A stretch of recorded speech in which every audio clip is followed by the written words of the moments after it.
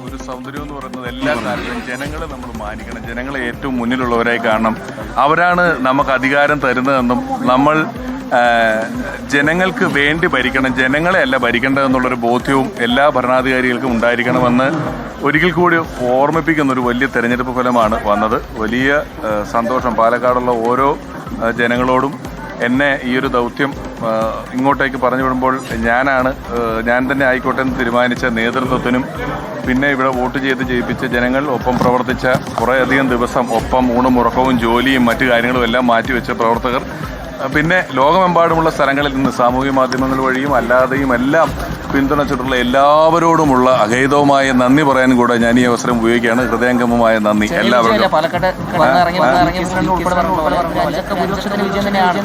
അതെ അതെ, ഇവരൊക്കെ വളരെ ആൾക്കാരാണല്ലോ. വന്ന് ഇറങ്ങും പറയാം എത്ര കിട്ടും എങ്ങനെയാന്നുള്ള കാര്യങ്ങൾ അത് പറഞ്ഞു. ശരിയായല്ലോ, ശരിയായല്ലോ. അതുകൊണ്ടാണ് ഞാൻ പറഞ്ഞത്, മനസ്സറിഞ്ഞ് പ്രവർത്തിച്ചാൽ.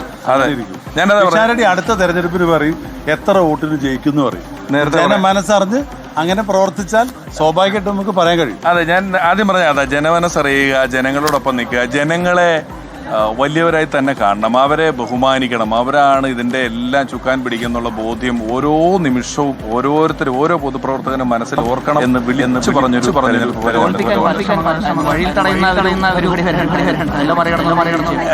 അതിനൊക്കെ എനിക്ക് തോന്നുന്നു ഞാൻ അതിനൊക്കെ മറുപടി പറയേണ്ടതുണ്ടോ? ജനങ്ങൾ പറഞ്ഞു കഴിഞ്ഞു എന്ന് ഞാൻ വിശ്വസിക്കുകയാണ്. അതൊക്കെ കഴിഞ്ഞ കാര്യങ്ങളാണ്.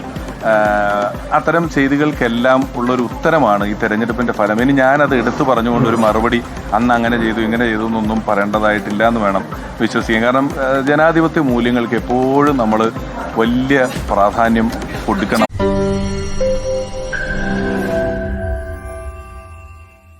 ലോകത്തെവിടെയായാലും ഏത് സമയത്തും 24 വാർത്തകളും ഓഗ്മെന്റഡ് റിയാലിറ്റി പാക്കേജുകളും എക്സ്പ്ലെയിനറുകളും വിശദമായി കാണാൻ ഞങ്ങളുടെ യൂട്യൂബ് ചാനൽ നിങ്ങൾക്ക് സബ്സ്ക്രൈബ് ചെയ്യാം.